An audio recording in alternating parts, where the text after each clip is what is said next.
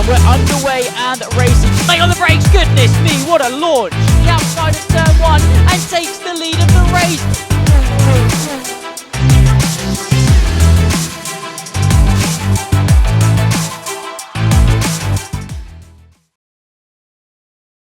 Well, good evening, everybody, and welcome back to the Almost Pro Championship here from the Circuit Spa-Francorchamps in Belgium. It's the Belgian Grand Prix, and it should be a very exciting race. 22 laps around one of the best circuits on the Formula One calendar. I'm Tom Dillon. I'll be taking you through all of the action today. We've got Owen Boldero waiting in the wings to give us his professional insight into all of the strategies that are at play throughout the course of the day. But before we get started, as ever, we have got a little bit of a wait just while we get into the lobby and waiting for everyone to join up. Relatively healthy attendance once again today. We've got a couple of drivers who aren't racing. Lewis Smith is one of them. Geordie Lansing is the other. Lewis Smith, a pretty big absence, all things considered, of course, the champion from last year and or last season, I should say, and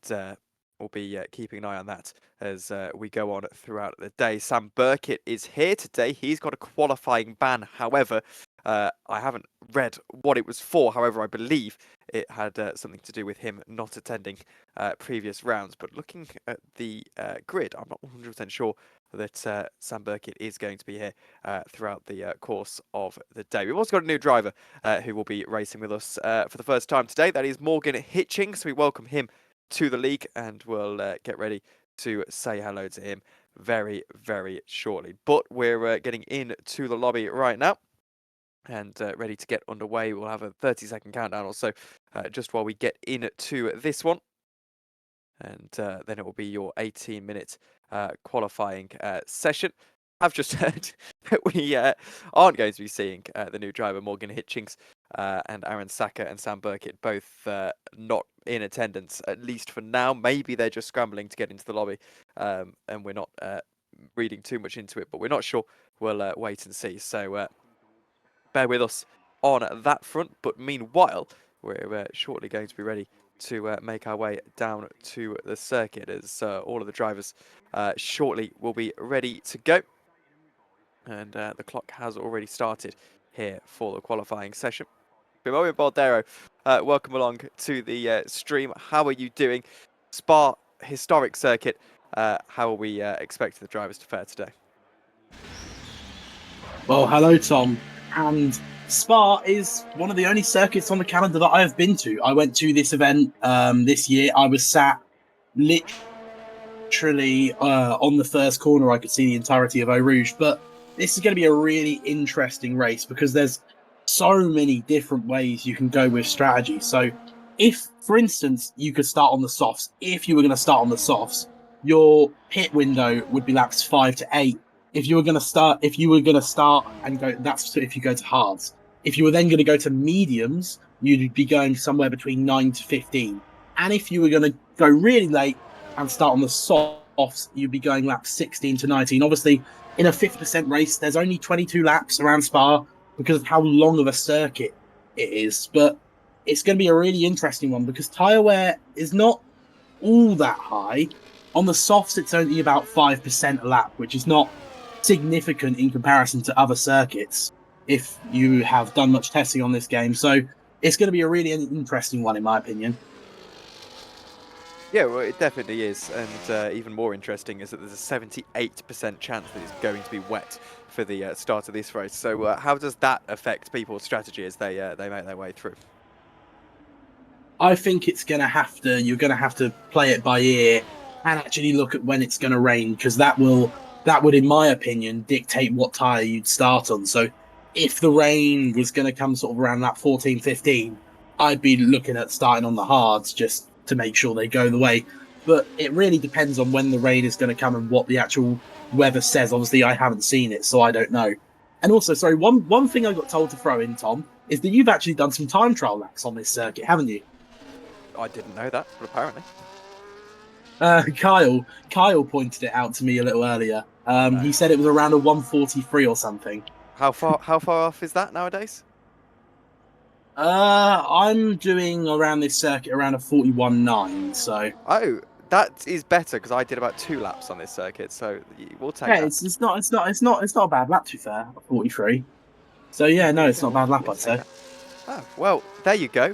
That's made my ego a little bit better for the day. Let's see the ego of Wonksvat Reversi, which I imagine is rightfully so quite inflated at this stage of the season because he's 144 points from the 6 races we've had so far. That was no slight on Reversi. It was just a very shameless segue into the championship standings. Andreas Senkovan is up next, 103 points he's scored throughout the season. Lewis Smith not in attendance gives Ethan Shackleton maybe an opportunity to catch up in this particular round. Aaron McGurk, of course, behind Michael Towers. Aaron Saka as well, plodding along at the moment. And as Ethan Shackleton gets ready for his first lap of the day, let's take a quick look at the team's championship standings because Ferrari going along very nicely at the moment. And Haas sitting in second position, 9 points off as it stands. Alpine in third, 112 points as it stands. But of course, Lewis Smith not in attendance today, so Carl Stewart Woodard will be kind of carrying that mantle on his own for the time being. Williams with a good chance to catch up then.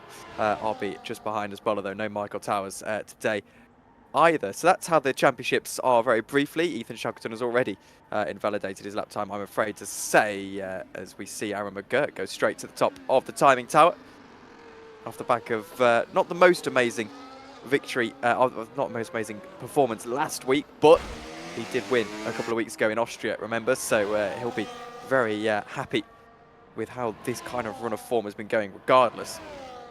And I'm sure we'll see him back up on it very, very shortly indeed. And maybe this day specifically could be an opportunity for him. Let's run on board with championship leader Wonksvat Reversi as he makes his way through the bus stop chicane. Just about a little bit awkward on the exit of that corner, and he'll make his way up to the line 142.7. So it's a very good lap for Reversi to start us off here around the Spa-Francorchamps circuit. And not a bad banker as we get about halfway through this qualifying session. We've also got Carl Stewart Woodard making his way around through the middle sector here at Spa, making his way up to Campus Corner because of the University campus on the right-hand side here. And it's actually purple. Someone's purple, at least, in the second sector. And I believe that is actually Kyle, who is very purple at the moment. He's saying that he isn't a fan of this circuit at all. However, on that evidence, maybe he'll be a little bit better here today as he makes his way through the chicane. And up to the line, it's not going to be better than reverse. It's going to be a 45.0, so it's not perfect for Carl Stewart Woodard, but he's not a million miles off where Thijs Moosbergen and Aaron McGurk are, so he won't be too disappointed with that. Andreas Senkovan then has invalidated, but was otherwise looking to be on a pretty decent lap. I wonder if there's going to be a kind of second run here from Senkovan, or if he has used all of that tyre life and he's going to have to come back into the pit lane. Let's wait and see. And it is into the... Oh, no, it's not. It's setting himself up to go again. Andreas Senkovan. Let's take a little ride on board. He's got plenty of battery charge to use. We'll see how the Ferrari tackles this 7-kilometre circuit into turn 1. You want to be very, very careful here. They're actually going to use first gear there just to get a little bit of extra rotation. Then on the throttle nice and early as you pick up your way out of La Source and through into Eau Rouge Radion. You need a little bit of curb on the left-hand side. The car will go a little bit light through this part of the track, and he's got a nice handling of slipstream there as well as Senkovan. So this actually should be a pretty decent first sector, if not purple, as he makes his way down into the chicane, down the Camel Straight, and it is purple in the first sector. That's not a major surprise, really, given the amount of slipstream he had. Now making his way all the way through, flying through this section of circuit. Now into a tricky off-camber corner, keeps it tight all the way to the right-hand side, then into Speaker's Corner. Chucks the car in, is very close to invalidating. It's a very, very good lap from Andreas Senkovan. Is he flat through Pouhon? He is. I'm not flat through Pouhon, but Andreas Senkovan is. And again, very, very tidy lap so far. I'll look for 5th gear as he makes his way through the right-left. Car just planted at this stage, and then 4th gear as he makes his way. Purple through Sector 2 as well. This is a fantastic lap in the early stages from Andreas Sengerman. I don't think you can fault too much of what he's been doing so far. Bear in mind, this is on tyres that are slightly older than you'd expect as well. This is the second lap that these soft tyres have done, well, the 1.5 laps really. Just about clean as he makes his way through the bus stop chicane. Don't invalidate on the right-hand side, he won't. Makes his way up to the line, and it is a scintillating 1 minute 42.7 from Andreas Sengerman. All of that, how good of a lap that was, and he's only 100th of a second faster than Wongsvat Reversi. So actually, these two locking horns a little bit at this point in proceedings as Adam Watson makes his way to start another qualifying lap. Hoping that he can try and keep it within the white lines this time. Eau Rouge looks relatively tidy. Keep an eye on his lap as he goes on throughout the day. As I was going to go to Ethan Shackleton, but he's actually finished his lap. He's on his way back in to the pit lane, which means we keep a keen eye on Aaron McGurk and Wongsvat Reversi, who are about to start laps of their own. Reversi's just making his way through Sector 2. Aaron McGurk will be the next kind of pole position contender, you'd say, to try and set a lap. He's got Shackleton just behind him as well, who I think will be straight into the pit lane. That is, as you can see at the very top of your picture. So here goes Aaron McGurk. His teammate's down in 7th position at the moment. And oh dear, into the first corner. He's almost locking up the rears completely. Getting a lot of rotation as he makes his way through there, but should be reasonably quick from Aaron McGurk as he makes his way through Eau Rouge. Just keeps the car in 8th gear.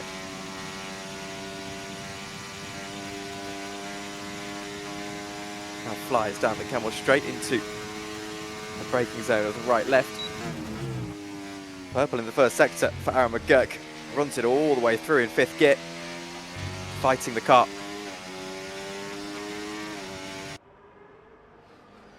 Lots of locks up.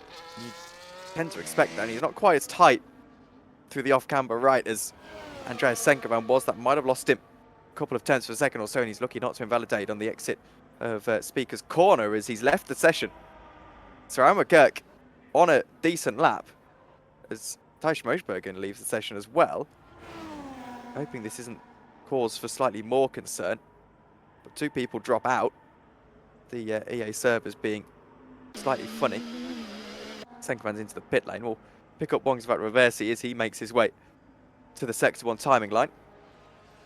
Isn't purple, he's just a little bit slower, but plenty of time still to go in this session. 7 minutes at that, and Reversi's flying.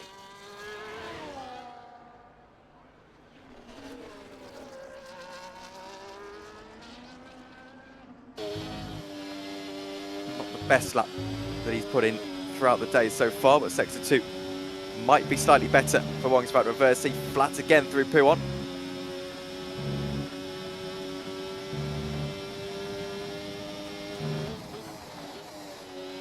Absolutely throwing the car in, goes slightly deep, but won't mind too much. I think we should be seeing at least a green middle sector for him. Maybe not going deep like that, and he's lost it. And he's 2 tenths of a second off just with that, as Aaron McGurk makes his way back into the session. Reversi very frustrated. Just a little mistake has cost him this qualifying lap, and I wouldn't be surprised if we didn't see him straight back into the pit lane to wait for his final run. Drivers usually want to leave with about 2.5, 3 minutes to go in the session just to give themselves that room to get a lap in before the checkered flag, and that's exactly what Reversi is choosing to do. Carl Stewart Woodard making his way through the chicane. This is a flying lap for him. Little snap of oversteer as he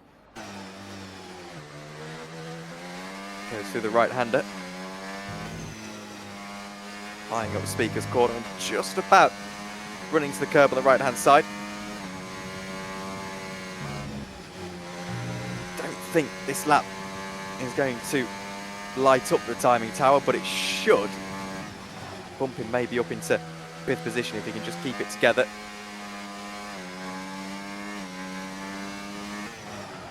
See what the Sector 2 timing says.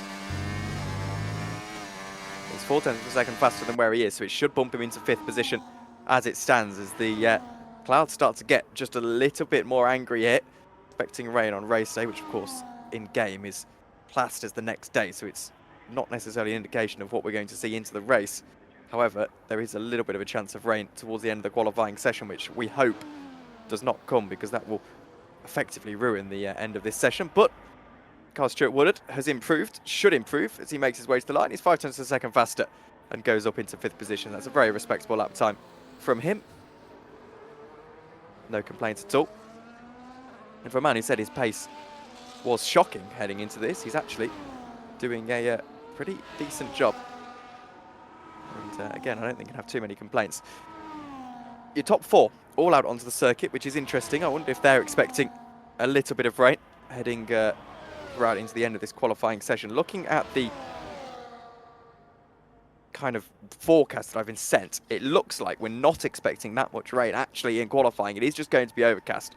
There's a 14% chance, which, if I know anything about this game, means that effectively it's not going to rain at any point in the in the session. And then if I read it correctly, 78% chance means it is going to rain. It's Kenneth Salish is on a lap himself right now. 3 minutes 40 to go. Watching the Almost Pro Championship. Now the thing about Kenneth Salish here is this has effectively got to be his final lap. Unless he comes into the pits this time, he won't have enough time to get into the pit lane, come back out and do another lap. So this is his final offering for the rest of the day. He's already a second faster from where he was. This is a very, very threatening lap from the Williams driver, who will be hoping to attack the top 3, which is right around where his teammate is. He's been well with Aaron McGurk throughout the course of the season. They've got very, very close at times as well. They have been ploughing on as a team pretty decently so, and through the bus stop chicane again, Kenneth Salish is looking very tidy. Won't threaten the top of the timing sheets, but will threaten the top 5. And that's about where the Williams driver would have been hoping it to be. But unless he can go for a call here and straight back out, he is going to basically have completed his offerings for the rest of the qualifying session. Andreas Senkovan goes to the top of the timing sheets. That's a spectacular 1 minute 42.3. Would have loved to see an onboard of that. That's a really, really strong lap time. And now Andreas Versi, trying to go even faster, and is faster in the first sector on board with your championship leader. The man who, despite very much being in and around Andreas Senkovan, is dominating the championship at the moment. And it looks distinctly tidy so far. Makes his way through the right-left. I believe the official name for this corner, or at least a name for this corner, is Piff Paff. And then through into the right-hander.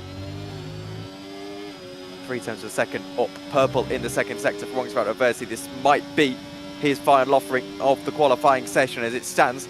Looks like it definitely will be. Aaron McGurk is into the pit lane. He looks to be done for the day unless he can get himself back out very, very quickly. He's retired from the session, so it is it for Aaron McGurk. Rongsveld Versi, though, has got one more corner to hook up to see if he can get back to the top of the timing sheets. It'll be very, very close, and he's made a mistake and he's invalidated. So even though he did go faster by 1/10 of a second, even with the mistake, Rongsveld Versi is not going to climb to the top of the timing tower, and he pulls off to the side of the road. It's his day done in terms of qualifying. Ethan Shackleton will be trying to go faster himself as he makes his way up to the line. And it won't be fast enough to go better than Aaron McGurk. Kenneth Salish is making his way into the pit lanes. That is, with the exception of Adam Watson, who makes his way into the pit lane as the rain actually starts to come down. So that's why everyone went early. There is a little bit of rain in this session, as we'll try and get a better view on it on board with Andreas Senkovan. But that's why everyone went early, because they knew it was going to rain, which means that unless someone could do a spectacular lap now, which Ethan Shackleton actually might be doing, and he is. This is brave from the Ferrari driver in the wet conditions. Now retires from the session, doesn't quite want to do the Charles Leclerc and brave it out. But that is effectively the end of the session, because the rain comes down at the end, proves me completely wrong. it was simply not going to happen. And that is Andreas Senkovan on pole position. Huge for his championship hopes. As I remind you of that championship order, you can see Andreas Senkovan very, very far behind at the moment. And there is the confirmation that it is the end of the session as we see the Ferrari make his way back into the pit lane. But yeah, Wongersvaart Reversi is quite a ways ahead. So this is big for Andreas Senkovan. Confirmation of your results. Wongersvaart Reversi, second position. He was only 0.3 of a second off and did improve, but invalidated in that final lap. Aaron McGurk, Ethan Shackleton, Kenneth Salish, Kyle Stewart-Woodard in 6th, Teichmo Bergen. And then just a little bit further behind is Connor Stewart-Woodard. And finally, of course, Adam Watson. So that's how it runs at the moment. We'll go over to this screen and drag back in Owen Boldero. Owen, a very interesting qualifying session. That rain at the end possibly got a little bit of a surprise for the drivers. Yeah, I think a lot of people went early on purpose, as you said, to avoid that rain. And speaking of rain, another thing I noticed is on that weather report that we got sent, it says no rain for the first 10 minutes, which is sort of what, around Spa 6 laps. I personally think the rain is going to come. And if you, it's actually raining already. If you look at your screen, it's raining already. Yes. So the weather, you can't trust the F1 weather reports, is what we've learned today, I think. Yeah, well, it said it's going to start wet. 78% chance, which I think is, well, now 100%, of course. Yeah.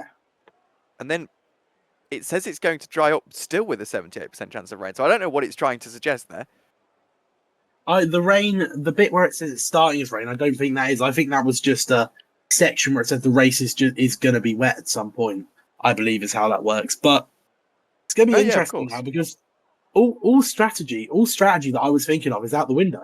Because obviously we're not going to know when this rain is going to dry up. Of course, they're probably going to be starting on inters, so it's going to be an interesting watch, and it's going to be, strategy-wise, it's going to be one you're going to have to play by ear, I'd say. And, well, starting on inters is the sensible call, by the way. This is a bit of a 2-minute break while everyone sorts their strategies out, which is going to be a difficult thing here.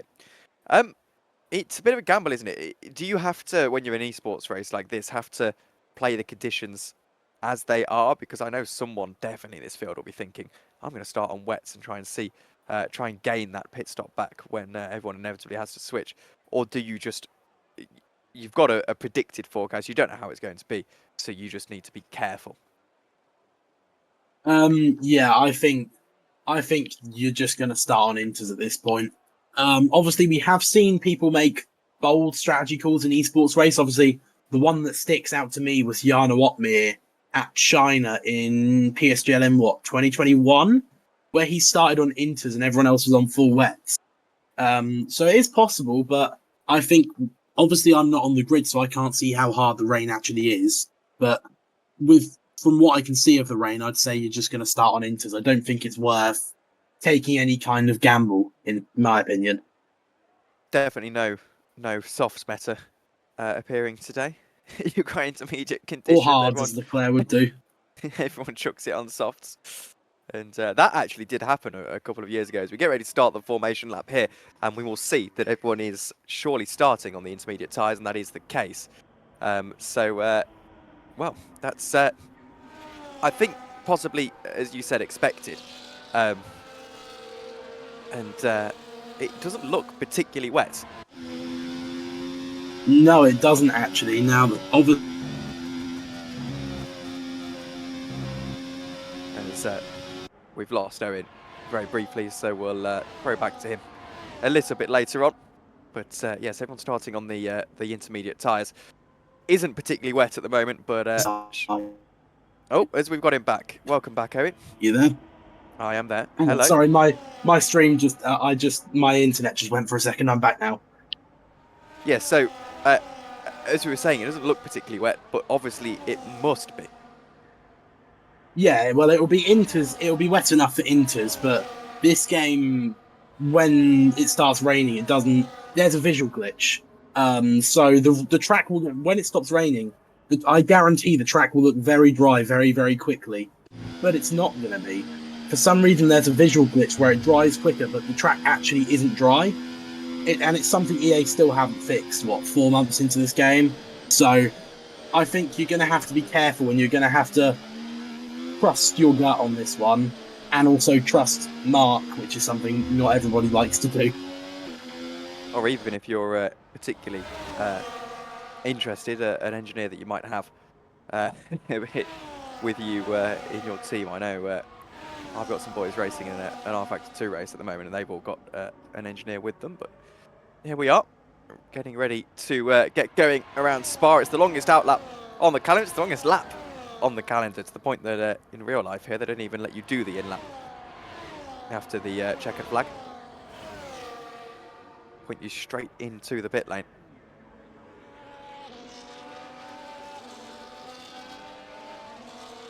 But it is Ferrari on pole position, and this rain might have sprung a little bit of a surprise. I wonder who, as Aaron McGurk tries to hit the wall on the right-hand side, I wonder who's actually been brave and put on a wet setup, or if they are expecting it to dry up. It looks pretty dry to us, and it's a mixed conditions race here around Spa, as it so often is in either the 24-hour or the actual Grand Prix around here. Should be a very, very interesting one. The biggest test of skill so far this season. And our two championship contenders share the front row of the grid. Here we go. Looking to the lights. And it's lights out and away we go after a relatively long hold on the grid. A good start from row 2 for Aaron McGurk, who jumps Mongsvat Reversi into the first corner, who's really not had a good start at all. He's bogged up by the second Williams, as well as Ethan Shackleton makes his way through. As Kenneth Salish fallen down the order a little bit, he has. Oh no, Reversi is so wide, and he almost loses the car completely. Reversi really, really struggling, and from second place all the way down into 7th, it is almost disaster off the start for the championship leader, as Tijsmo Bergen loses a couple of positions as well. Andreas Senkovan then is just ahead of a Williams at 2-3, as Aaron McGurk looks to the inside lines, try and get the lead into the chicane. He gets through. There was a puff of bodywork there for a moment, but I'm trusting it's just a visual glitch. Oh no, there's contact between McGurk and between Andreas Senkovan, and they go into the wall. And Aaron McGurk's lost his front wing. We're lucky that there's no virtual safety car, but it's promoted Reversi back into 4th position. I don't know what happened there, as McGurk just seemed to turn across him. Ethan Shackleton has made his way into 2nd position. It's the other Williams, Kenneth Salish, who somehow has found his way up to the top of the order. But off the first lap of this race, it is an absolute disaster for both of our championship contenders, and Andreas Senkovan's rotten luck absolutely continues in this one, but he's got the McLaren just ahead of him as Wongsvat Reversi makes his way past Kyle Stewart-Woodard and into 3rd position. Ethan Shackleton is in 2nd at the moment, and that is so disappointing for Andreas Senkovan. I'm sure we'll watch what happens between the drivers. I think I'm always hesitant to call a penalty there. I mean, obviously, as someone who's called quite a few penalties in my time, straight away you'd watch that and give a penalty to Aaron McGurk, but you do never know if there's some kind of desync issue or something like that that has caused him to swipe Andreas Senkovan off the road. You just never know. However, right now we can say that it is between Reversi and Ethan Shackleton, as everyone kind of struggles across the line. There's clearly some struggle for Andreas Senkovan, who comes into the pit lane, and now the question is, do you go straight for soft tyres and just try and brave it out as this weather presumably doesn't last forever? It looks like he hasn't. Those are the semi-slick intermediate tyres. And a change of wing for Andreas Senkovan as well. So I'm afraid to say, not quite for the 2nd week running, but for the second time in 3 weeks, Andreas Senkovan makes an unscheduled pit stop very early on into a race. Now, here's possible strategies, expecting intermediates to be able to maybe go through to the end, as Reversi's really struggling in these wet conditions. Shackleton is just kicking up a little bit of dirty air that gave a bit of an issue for Reversi, and I was saying soft tyres maybe to try and hope that it dries out later, but clearly that's not the play here. Look at how much these guys are struggling to be right on board with the championship leader. Looking at Ethan Shackleton, who of course is the Constructors' championship leader at the moment, and it's just an ice rink out on the circuit. Shackleton goes a little bit deep into Puon. That's going to give Reversi the chance to go around the outside. Will Shackleton give him the room? He does. Good little duel between the two of them as Reversi just looks for the space to try and find a way through. Now has to go to the outside of the track, but again, just kicking off a little bit on that back end. Can be a little bit of a struggle. We've got yellow flags in Sector 2 as that is, I believe, Connor Stewart-Woodard goes around and loses his front wing as well. This could be a virtual safety car and is a virtual safety car. So already Owen Boldero, after not seeing a safety car intervention for 2 weeks since Imola, our last safety car if I'm not mistaken, we've got a virtual safety car and there's a lot to digest in the first 2 minutes of this race. A lot has happened. There's a lot, as you said, a lot to digest. And obviously, our pole sitter, Andrea Chenkovan, obviously having an unfortunate incident with Aaron McGurk. I'm sure the stewards will be straight on that. But even with a poor start, once we're at Reversi, he finds himself in a decent position. Obviously, he'd like to be higher up, but he finds himself in a good position in comparison to his championship rival. So even though he's lost places on the start, I still think he shouldn't particularly be too disappointed because he'll still be gaining points in the championship. Yeah, would you even call him favourite for this one? He's not too far off the lead, so don't write him off for sure. But Kenneth Salish is a very good defender, so we'll have to see how that battle evolves. Well, thank you, Owen. We're preparing to go back to green here, and Reversi is waiting eagerly to go back to green and get that call.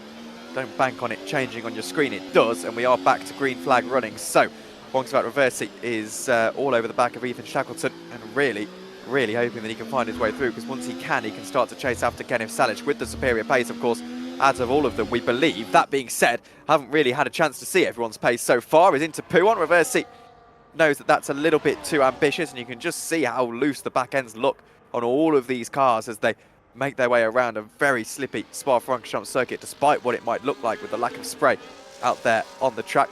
But Reversi is all over the back of Ethan Shackleton, and really this is going to be a difficult thing for Shackleton to defend against as he goes a little bit defensive into that part of the track. Now that gives Reversi the run. He's on the inside line. Will he muscle his way through here? And Ethan Shackleton gives him a little bit of room and gives him just enough room for Reversi to be able to find his way through. But is there a counter-attack from the Ferrari here as we make our way through Blanchimont? This part of the track is just about flat still. You can see reluctantly the Ferrari takes that one flat.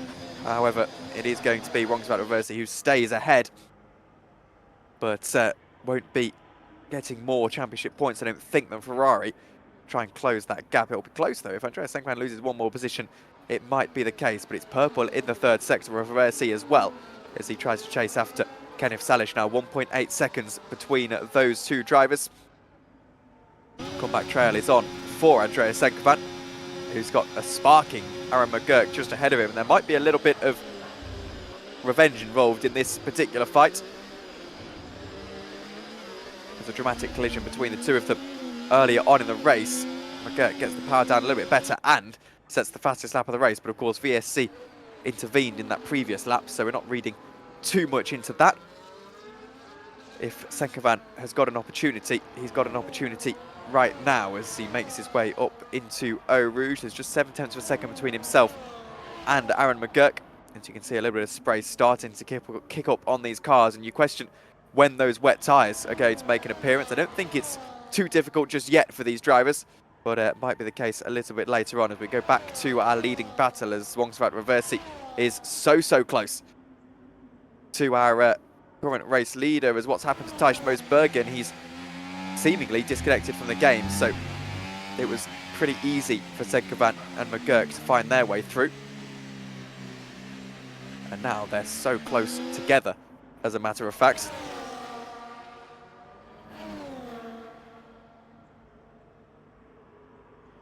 You really do get the sense that Senkovan will be as aggressive as he needs to be to try and find a way through. Adam Watson has had a trouble couple of weeks, but he's currently putting pressure on Carl Stewart-Woodard, who has dealt with the pressure reasonably well, and it didn't help by Watson going a little bit deep into the previous corner.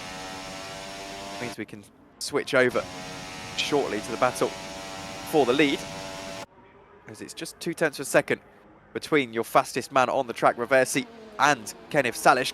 As the outside goes, Wongsvat Reversi maybe looking for a switch back here. It's not so powerful out of La Source, but it'll be all over the back of Kenneth Salish as they make their way into Eau Rouge. He's lost a little bit of time. It's going to be through Radion at the top of the hill that he really starts to make that move. And there was a little bit of a kick of oversteer from Kenneth Salish. So here's the opportunity. Plenty of battery to work with for Wongsvat Reversi, who goes down the Kemmel Straight flying and back into the lead of the race after finishing the first lap in 7th position. Wongsvat Reversi is your race leader once again. And that being said, he's made a mistake, and there might be more to right here as Kenneth Salish braves it around the outside line. He gets stuck on the curb, and it gives Reversi the way through. And after the worst of starts, he's able to get back into a very respectable leading position. As Senkovan looking to do the same thing. He's also got plenty of battery, will fly around the outside, down the Kemmel Straight to the outside line and through. Andreas Senkovan up into 6th position, purple in the first sector as well. We know he's got the pace. Any safety car involvement here, and Andreas Senkovan could very much be back in the battle for the lead of this one. But right now, on lap 5 of the race, he's just got to try and focus on getting 8.4 seconds back to Adam Watson. As finally Connor Stewart-Woodard gets himself past Thijs Moosbergen, who isn't really in this battle at the moment.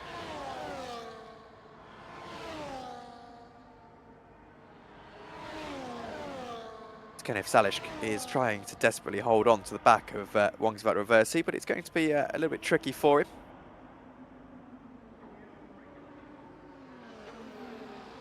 No DRS to try and train them together. So it is simply just going to be Kenneth Salish trying his best to do what he can to get ahead of Reversi, but it's already a second between them. So if DRS was to get re-enabled later on into the race, that's a consideration. Is the rain? I wonder. We can only really tell by riding on board with someone. So we'll go down to Kyle Stewart-Woodard as he makes his way through the final quarter. I wonder if the rain's starting to subside slightly. Doesn't look like it is. Actually, the outside shot makes it look a lot drier than it actually is. Now remember, around this circuit, as Andreas Senkovan goes fastest of all, I don't know if it's modelled in the game, but normally, being 7 kilometres in length, there is actually some kind of situation where you end up having half of the track dry, particularly kind of by Blanchemont area compared to the top of the Kemmel Straight, because they're very far away from each other, those two parts of the circuit. And that could be a factor later on. I know that was in old F1 games, I don't know if it still is in today's day and age. But the main story here is that Andreas Senkovan, who was involved in that collision at this very corner a few laps ago, as Ethan Shackleton now gets past a spinning Kenneth Salish. So that's reasonably dramatic, as we've got a stopped McLaren as well, which is Connor Stewart-Woodard. What's happened there? He's gone around, lost an end plate, I think. No, he hasn't. He's got away with it, actually. But problem being that we haven't had a big enough crash to cause a safety car and bunch the field back up. We've very much only had mini crashes that have won virtual safety car, of course, but haven't really amounted to much. But Andreas Senkovan is flying. He's a good few seconds a lap faster than Adam Watson and wants this top 5 back, but he needs to be very, very careful as Watson starts to struggle. Andreas Senkovan is prowling and the space opens up for him. That's a very brave move. The space doesn't quite stay open and he has to stay behind, but for how long Blanchemont is going to be an opportunity for him. How much battery charge has Andreas Senkovan got? He's got plenty. He's so good at managing his battery, is the Ferrari driver, and now is through into 5th position, chasing after Carl Stewart-Woodard as there's a 3-second time penalty going the way of Adam Watson.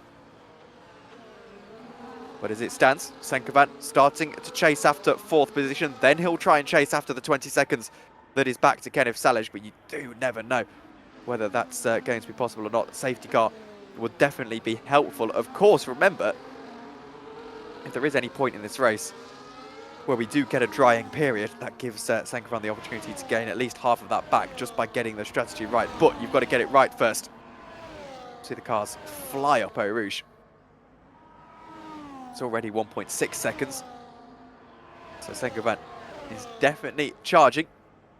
And the Alpine, I think, will be probably very concerned at this, even though he's improving 600 a second faster than he was before. And look at this. Senkovan is a man on a mission already. past and ahead of Kyle Stewart-Woodard. And into 4th position, Aaron McGurk is making slightly more leisurely progress. He's now got past Adam Watson.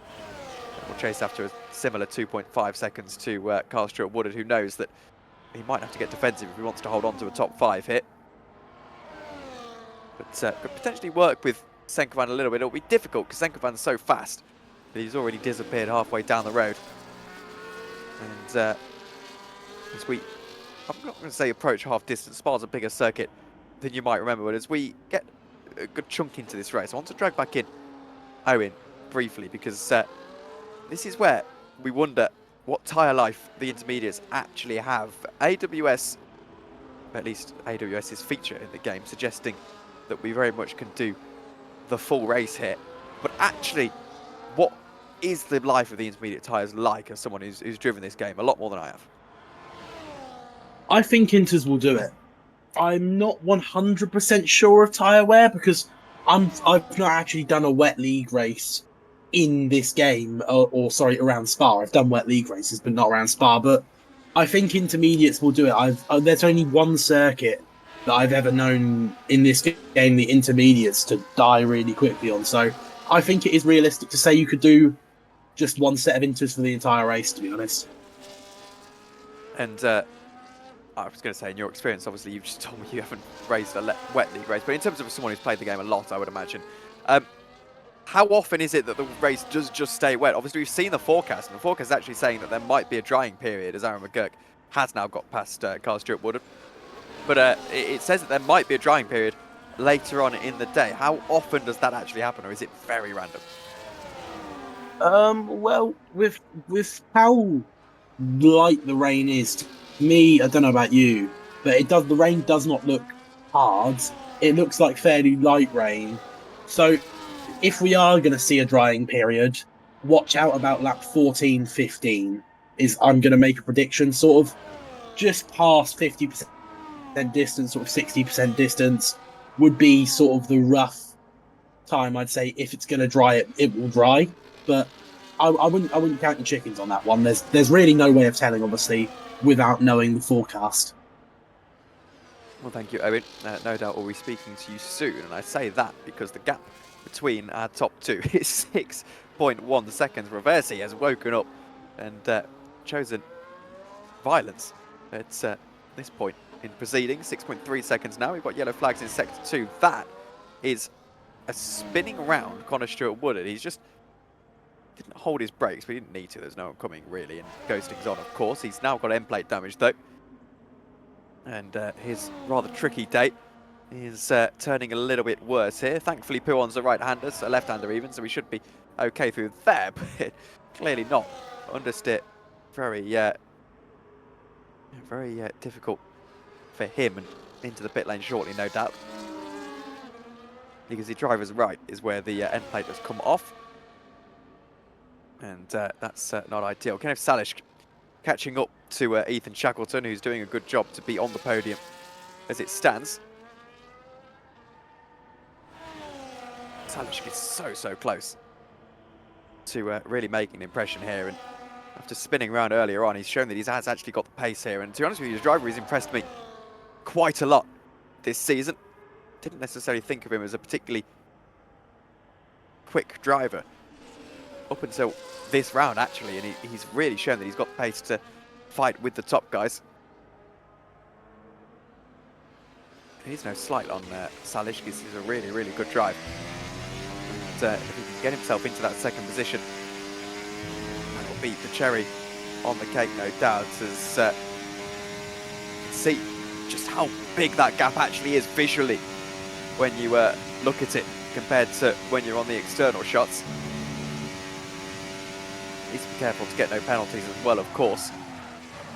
Problem is with these wet conditions, it is just that little bit more unpredictable, and particularly as well, the problem when you don't pick up that curb on the entry into the bus stop, your entire corner is messed up, and you can see it's lost 3 tenths of a second already into that corner alone. But we'll gain it back, no doubt, as they close up under the brakes, and lots of recharge going on at the back of the Williams. Tell you that much. Senkovan is gaining on these guys, by the way, but he's not gaining nearly enough to have a sniff towards the end of the race. He'd need 2 seconds a lap at this pace, and that just isn't going to happen. He might have to settle for 4th position.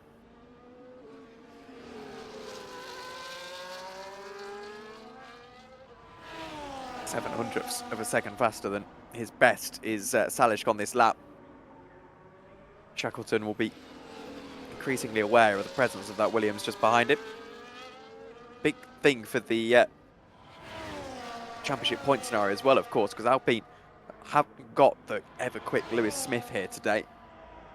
And that means that any points that Williams gain effectively ahead of... Oh no, it's Shackleton almost makes a mistake. He does well to hold on to the car, but this might give Salish the sniff that he needs as he makes his way into the chicane.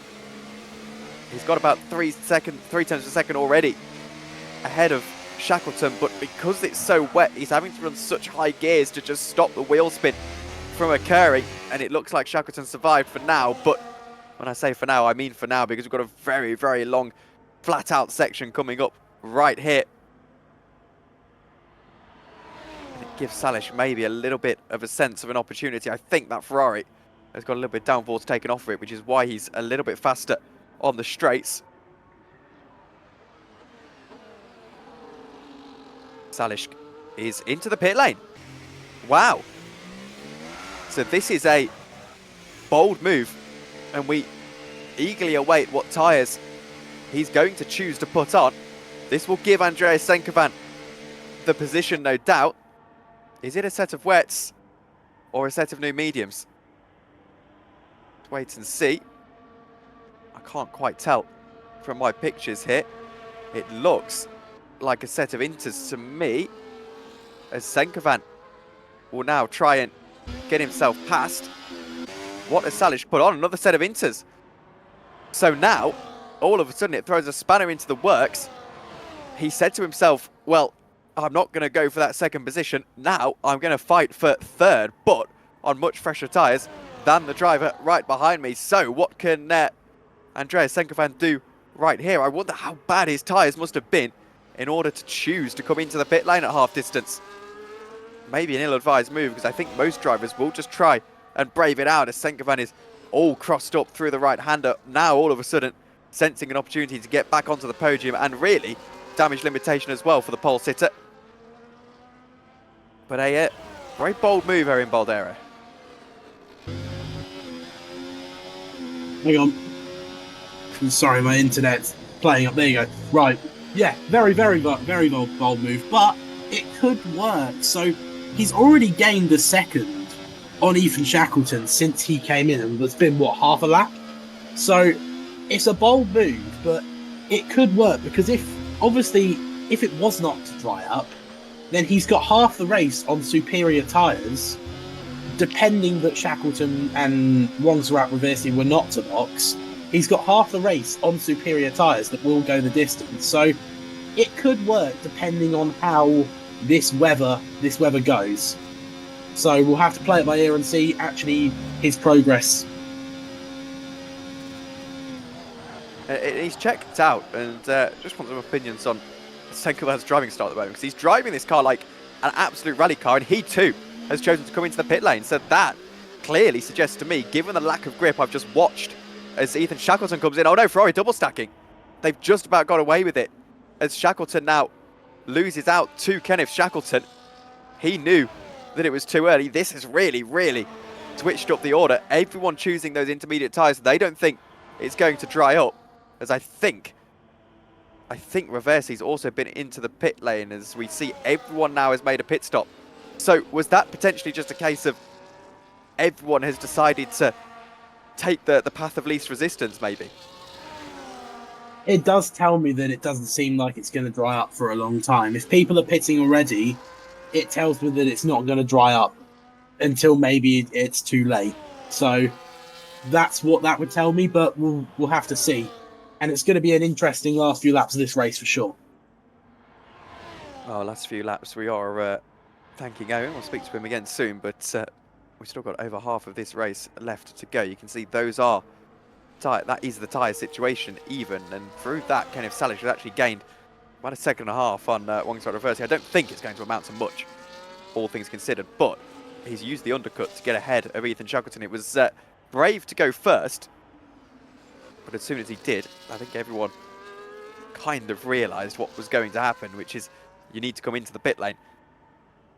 Otherwise you will get swallowed up. So maybe the Inters don't do as much as we were expecting in terms of tyre life in this game.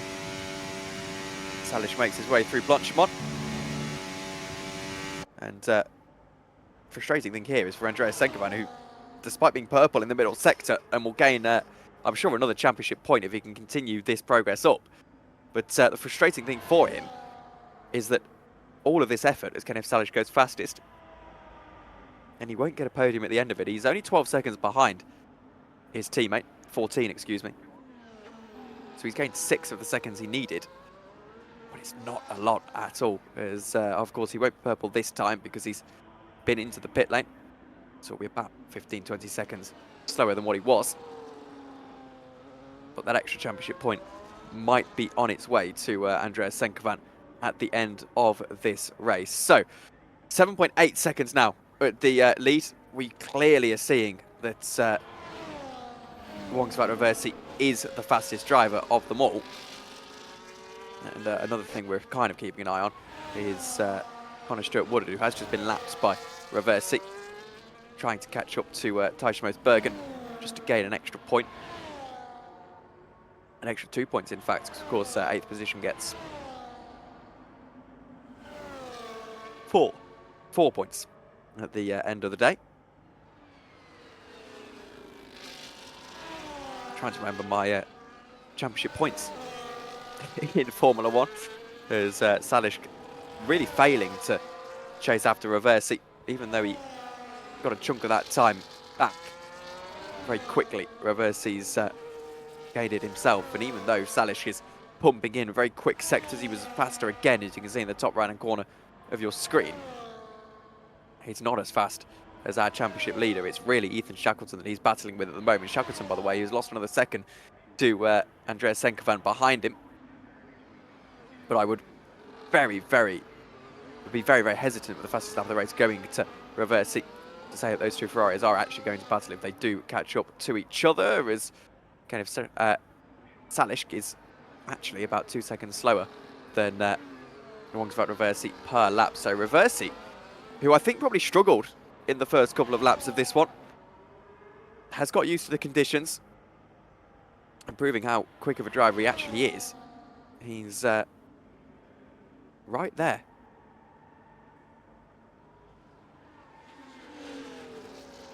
By right there, I mean actually in a bit of a class of his own at this point in the race. But you don't really have to concern yourself with anything like wet lines on a game like F1.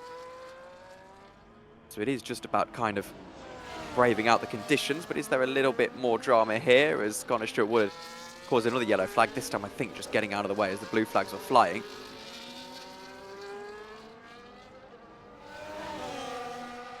A late safety car would definitely spice things up here as Shackleton loses another second to his teammate. Still maintaining that gap to Kenneth Salish just ahead. But at the moment, it is only a maintaining of that gap. There's no real fight in it at the moment. The blue flag's in the air as well for the not present Teichmos Bergen. Pretty simple to get past him.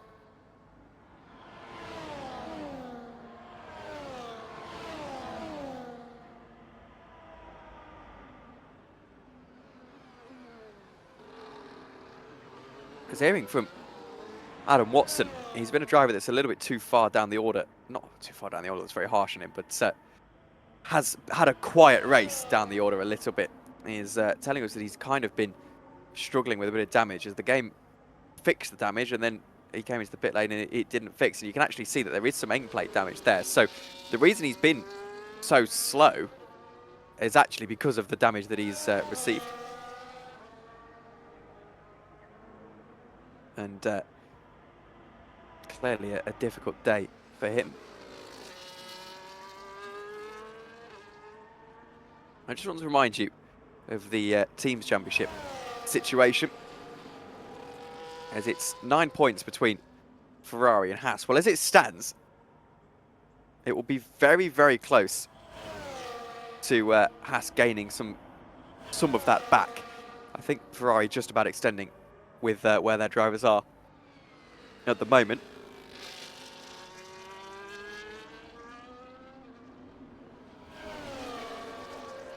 As the rain continues to pour here at Spa. But in terms of the drivers, it is that man Reversi who is just so far ahead. And albeit with us being slightly robbed of the battle we were hoping for today, is very, very much in control of this championship. With still plenty of races to go. Remember, a little PSA for everyone who's unaware, we have got a season break next week, which has come at a very nice time for me, actually, because I wasn't going to be here next week anyway. So that's worked out for me rather wonderfully.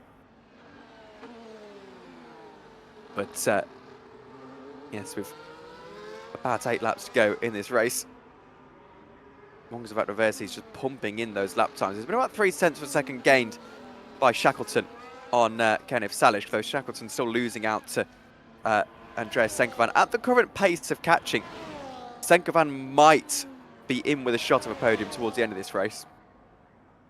But we'll wait and see. We'll also wait and see if Ferrari choose to do any team orders. Now, generally speaking, how team orders would tend to work in a league race like this is Ethan Shackleton would see his teammate in his mirrors and kind of say, okay, I'll let you through, go chase after Salish.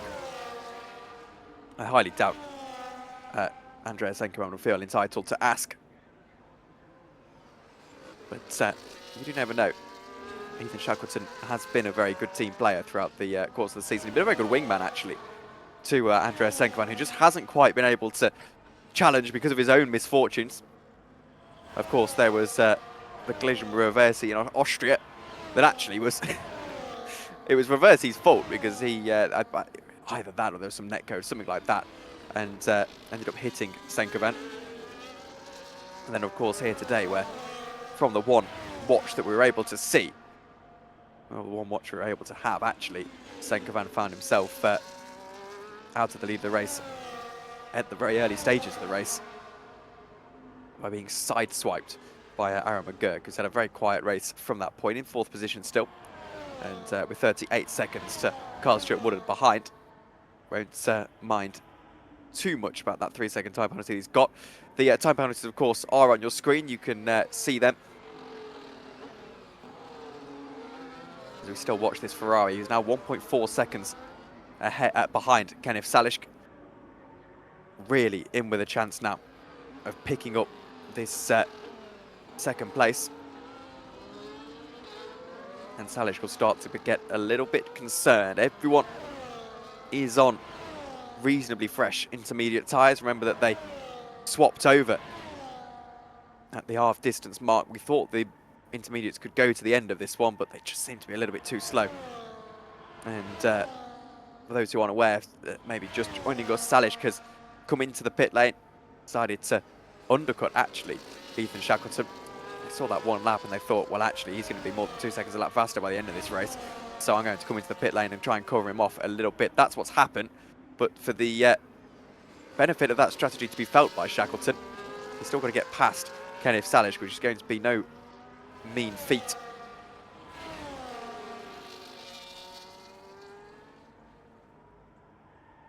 Lap 17 of 22.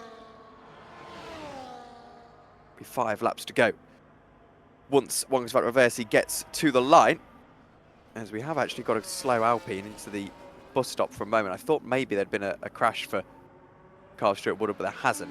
He's just trying to plod along and see what he can do.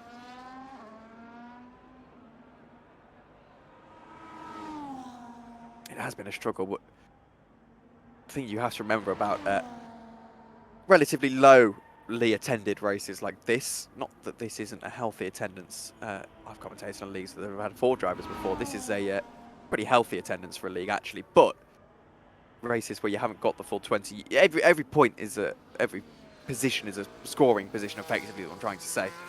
Then you do have that thought where even if you're having a difficult race, it's worth just hanging in there, because you're still going to get, what is it, 4 points or something like that, 6 points even for that 6th position, I think.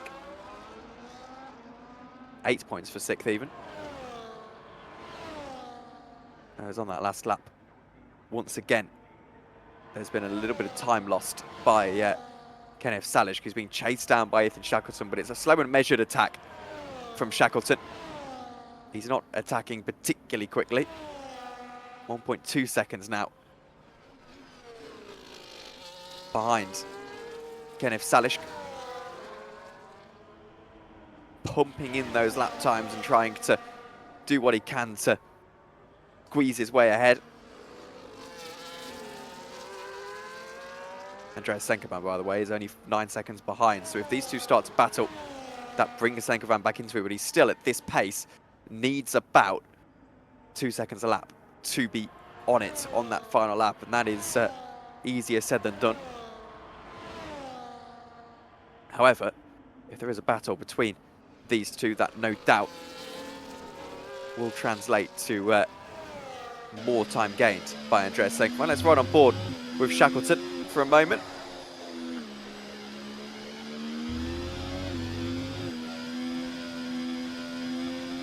He does what he can to chase after Kenneth Salish, but it's so tricky to keep consistency up in these conditions. It's not completely wet, of course. The intermediate tyres are well within their element here, but it's just wet enough where you're about 10 seconds slower than what you would be in the dry. You're almost driving like it is dry, but just using those higher gears a little bit more to try and stop that wheel spin. As you can see, plenty of wheel spin for Ethan Shackleton, who was a little bit faster again on that previous lap than the man that he's chasing down, but it's not enough as it stands. We've got 4 laps to go in the race.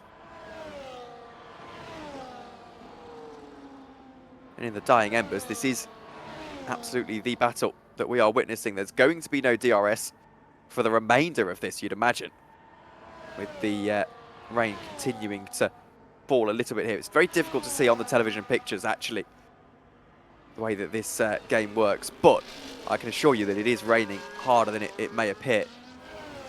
Those onboard cameras give you the best indication, really. As from one Ferrari to another, you can see actually the other Ferrari isn't a million miles behind. That's Senkerman. Podium here would very much be the desired outcome, and I think he's unlucky. He's lucky, actually, what I should say, to not have been out from that incident earlier on. There's a little bit of drama towards the end. Aaron McGurk has disconnected from the session. He had this issue during qualifying, but now has disconnected himself again. 53 seconds to Carl Stewart Woodard, who will have seen that news and be delighted, because you can gain about 10 seconds a lap on the AI in these conditions, so he needs to really put the lap times in now. And if I'm Carl Stewart Woodard, see his battery charge, 89%, I'm having my eyes light up at that. Plus it's a 3-second time penalty as well. So Aaron McGurk's asking for an invite. Unfortunately, I don't have the means to invite him from here.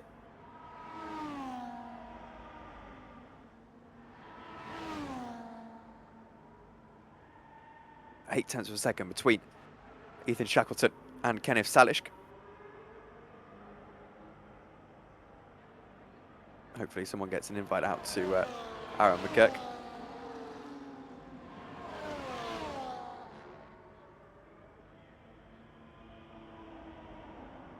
It's on then for that second position between Ethan Shackleton and Kenneth Salish.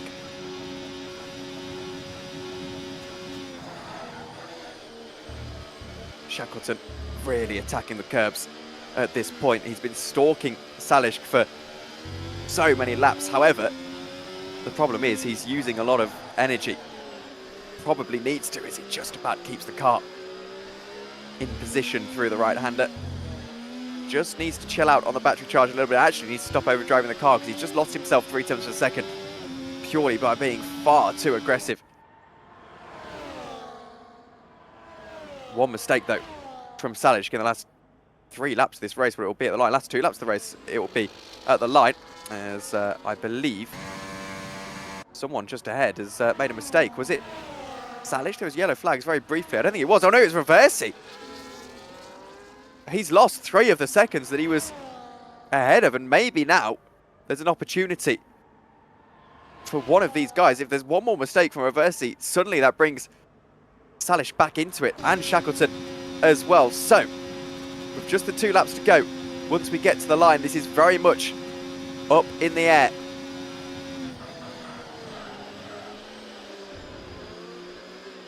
And you can see that the Williams almost had the Ferrari all over his gearbox, but there's been a mistake from both of them, actually. And Shackleton's got away with his mistake purely because Kenneth Salish made a mistake himself.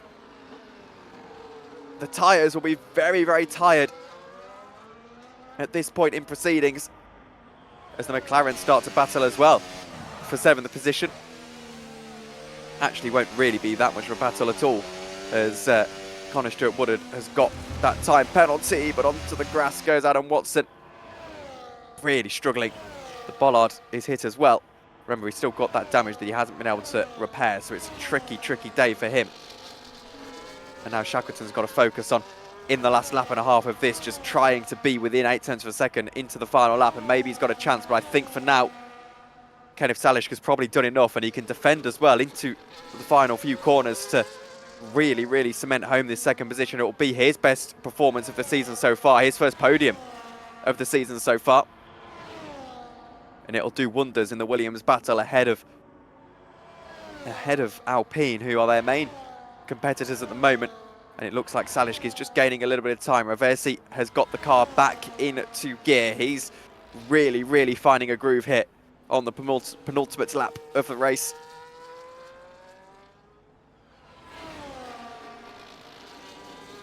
He was in his groove earlier on. Had that little wobble just about a lap ago, but has just about got 8 kilometers from this point onwards.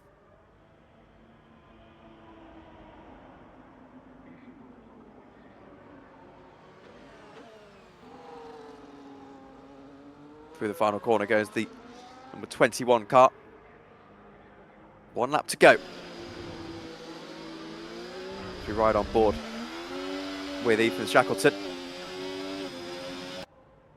Probably a little bit too far back, at least for now, on Kenneth Salish. But if there's any mistake, these two will be battling right to the line. Maybe he just uses all of his ERS that I'm sure he's been saving up. And then Shackleton will have an opportunity, but that dirty air is definitely a consideration here, even though the dirty air is not as bad as it used to be. And these Formula 1 cars, it is definitely a present feature. 1 second between the two of them as they make their way down the Kemmel Straight. This is the best overtaking opportunity on the final lap of the race. But Shackleton is way too far back to make anything work. As Andreas Senkovan must have made a mistake as well, by the way, unless he's come into the pit lane for another set of tyres, which he has. So he's going to try and go for the fastest lap of the race. He knew he wasn't going to get ahead of his teammate. So that's Andreas Senkovan trying to go for the fastest lap. We'll keep an eye on his progress as well as he goes on throughout the course of this lap. Reversi's making his way up to the very back end of this circuit, that kind of dog leg. And it's 9 tenths of a second, so it's a last opportunity for Shackleton to try and make something work. And he's gaining and gaining and gaining, but really he needed to gain this on the last lap. I think Salish is struggling a little bit. This could be interesting as they make their way into the bus stop chicane. Reversi's going through Blanchimont now. It's 4 tenths of a second. Shackleton is so close. I don't think it's going to be enough as we switch to Wongsrat Reversi making his way through the final corner. He's going to take victory once again here inside of Spa. It's countless victories this season. They're going to drag race to the line at the back, but not quite, because Kenneth Salish has held on to make it a first podium of the season for him. Williams' 2nd podium of the year as well. Andreas Senkovan is on for fastest lap as he makes his way up to the line. Is it going to be an extra championship points for our troubled championship contender? Through the bus stop chicane he goes. It is right now tracking it to absolutely smash the record that we had set throughout the race, and he does smash it as well. Aaron McGurk will come home in 5th position, but I don't know if there'll be a post-race penalty waiting for him. He's still not in the server, of course. He'll hold on to 5th, however.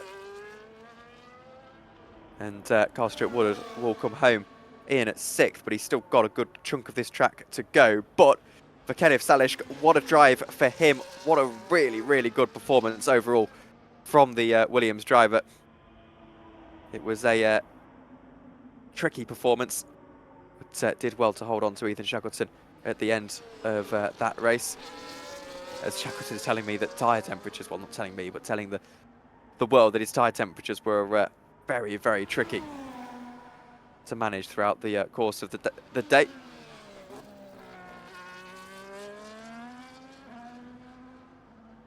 As they're just waiting on Thijs Moosbergen and Carl Stewart Woodard to cross the line. Thijs is quite frustratingly far back in the on the circuit, actually, as Kyle makes his way up. He's really, really quick. I wonder if he's done his favourite thing again, which is try for that. No, he hasn't. So this is just genuinely a fast lap from Carl Stewart Woodard. It won't be enough for fastest lap of the race as he makes his way up to the line. But it will be enough to get some good championship points on the board. You can see there, 6th position for Carl Stewart Woodard. And driver of the day, no doubts at Wongs about Reversi. It can be very difficult to remember that actually he was around at the start of this race, or around the back anyway. He didn't actually spin, but he was very close to doing so. As you see, once again this season, Wongs about Reversi stands on the top step of the podium.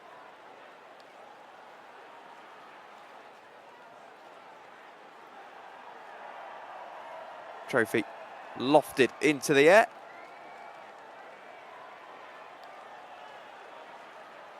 Fortunate that his championship rival was not present for the battle towards the end, but still a good amount of points for Ferrari. They managed to hold on to the championship lead and look pretty comfortable at the lead of the championship for that matter. Let's see if maybe this week it will give us the opportunity to give you the results. And it's been struggling the last couple of weeks to do so. I think we're going to be hot out of luck again this time around. So we'll go back to our stream card very quickly before we get our interviews underway. We're going to talk to Owen Boldero. Just final thoughts on the race. Really, really good drive for Reversi, but you do have to feel again for Andreas Senkovan. Yeah, of course. Andreas Enkevan got really unlucky, kind of a passenger in that incident, really, unfortunately for him. But one person who impressed me, and I also impressed you, I think, was Kenneth Salish. He had some mega pace today in comparison to other races, just really nicely consistent throughout the race, and obviously got a lovely undercut on Ethan Shackleton, which was actually what got him that 2nd place in the end, was that undercut. So yeah, really, really good drive from him. Andrea Chenkovan did a good job to recover after that. He finished sort of 7 seconds behind the podium. A pit stop here is ordinarily around sort of 18.5. So again, did a good job, gained about 10 seconds. So yeah, good drive from quite a few people in this race, and was quite an interesting race to watch. Well, absolutely. And we're going to drag in our first interview of the day, and it's Connor Stewart Woodard. Excuse me, I always get your and your brother's name wrong. welcome to the stream. That was an eventful race in the end. How did you manage the conditions? Not very well, to be fair. That's all I can say. Yeah, it looked like a tough one. You got a bit of damage early on.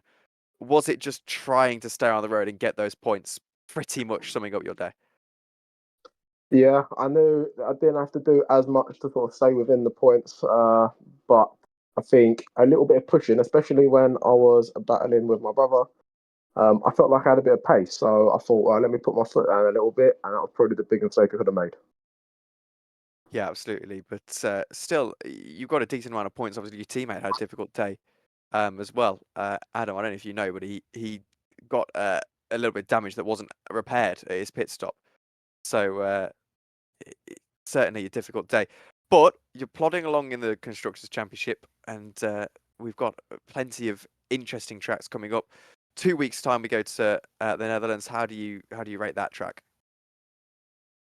It's not one of my favourites. I have to be honest with you. I have a limited choices of preferences, and that's not one of them. Yeah, it wouldn't be one of mine anyway. But thank you, Connor. We'll speak to you soon. No worries.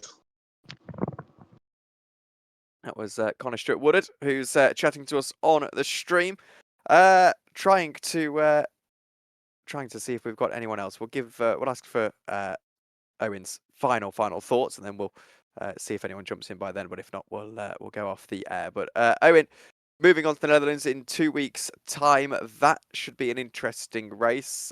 Connor said it's not one of his favourite tracks. It's definitely not one of my favourite tracks, but we'll see. Could be interesting. Yeah, and I feel the complete opposite about the Netherlands. I absolutely love it. The Netherlands, there are so many different ways you can go on strategy. There are probably 5, 6 different strategies. So I will reveal all in the next stream. Well, there you go. I think we've. Oh, there you go. He's saved by the bell again. Carl Stewart Woodard has jumped in. Wow, you really do know when to time it, Kyle. Welcome back to the stream. Genif Salishk is jumping in as well. We'll go to Kyle very first. That was an interesting race for you. You said you didn't have a lot of pace. You looked like you had a bit of pace at the start. I think the rain probably affected you a little bit, though, didn't it? Yeah, I didn't really do any wet practice. I didn't even sort of do a setup. I think we've been so it's been so dry this whole season. Not speaking about the race and speaking about the track conditions, obviously. That I just didn't really think about it, and this is quite a low downforce setup for this one. So yeah, when it came to it, I was like, let me just try setup out. But I mean, yeah, it just didn't really work. Like I say, I seemed to be right at the beginning, but then when everyone settled in, the McLarens were quicker than me at one point, and I was just it just wasn't really working for me. I didn't have the it's not a good track for me anyway, but I think the conditions didn't really help. So I was hoping for at least one better position, but it's good points. It's good points. I can't complain. Qualifying was the positive, though. You really had some pace in qualifying, didn't you? Yeah, I was quite happy with that actually. It did actually surprise me. I didn't do a final lap because the gap to Ethan was quite large. But yeah, no, I surprised myself. I did a last minute setup change. I did add a bit of downforce as well in preparation for the rain, which I think actually made my dry pace better, but didn't really do enough for the wet conditions in the race. Well, thank you very much, Carl. We'll speak to you soon. Thank you very much. So that was Carl Stewart Woodard joining us. We're now going to speak to second place Kenneth Salishk. Kenneth, it was very helpful of your teammate to take out Andreas Hegevan at the early stage of the race. You then had a very difficult job holding off Ethan Shackleton, but you did it in the end. That undercut was probably the moment in the race that turned it around. What was the thing? It was a very brave call. To be honest, I'm still a little bit shaky after the I think it was like 10 laps I had to keep him behind, or maybe even more. Really difficult. But I made a mistake in the early laps. So the first place Ferrari overtook me, but I knew we had quite similar pace. And I came up close behind him. I was like, okay, I don't really have the pace to overtake him. So I thought, okay, maybe I can undercut him to get maybe like a 1 second, 2 second lead over him because the tire wear was so insane. And fortunately, it did work out for me, but it was really tough to keep the Ferrari behind for like 12, 13 laps. I had so much consistency on my side, luckily. But I felt I could like lose the car in the end, like for every lap. It was very difficult. Well, you did a good job, and you've got some ground on Alpine in the championship. Where do you go from here? Surely you think you can back this up in the Netherlands? I'm honest, I think that result was really lucky. I expected P5 at best.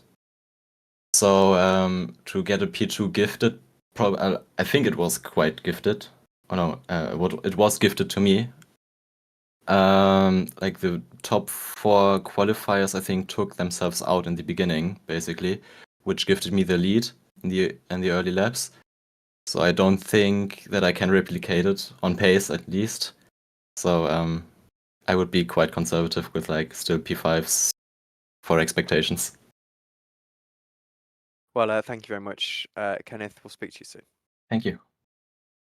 And that's all we've got time for here in the APC. Thank you all very much for watching. Join us in 2 weeks' time as we take a season break.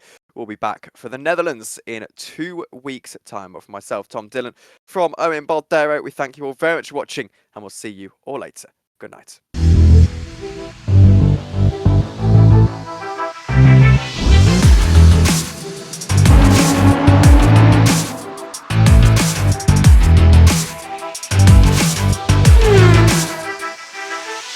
And we're underway and racing. Stay on the brakes, goodness me, what a launch! The outside of turn 1 and takes the lead of the race.